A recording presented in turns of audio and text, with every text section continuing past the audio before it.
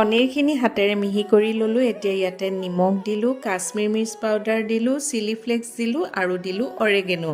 সৰু সৰুকৈ কটা পিঁয়াজ অলপ সৰহকৈয়ে দিছোঁ, ধনিয়া পাত দিছোঁ, বইল কৰি লোৱা আলু এটা পিটিকি ইয়াতে দি দিছোঁ। এতিয়া গোটেই বস্তুখিনি আটা সনাৰ নিচিনাকৈ ভালদৰে সানি ল'লোঁ। এটা এটা সৰু সৰু বল কৰিলোঁ আৰু কাবাবৰ শ্বেপ দি গৈছোঁ। এনেদৰে গোটেইখিনি সাজি ল'লোঁ। এটা বাউলত ময়দা ল'লোঁ, কৰ্ণফ্ল'ৰ ল'লোঁ, নিমখ দিলোঁ আৰু দি দিলোঁ অলপমান টমেটো কেটচাপ। অলপ অলপকৈ পানীৰে এনেদৰে ঘোলটো তৈয়াৰ কৰি লৈছোঁ আৰু ডাঠকৈ ৰাখিছোঁ যাতে কাবাবকেইটা ভালদৰে লেটিয়াই ল'ব পাৰোঁ। অলপমান লৈ ল'লোঁ এয়া ব্ৰেডৰ গুড়ি।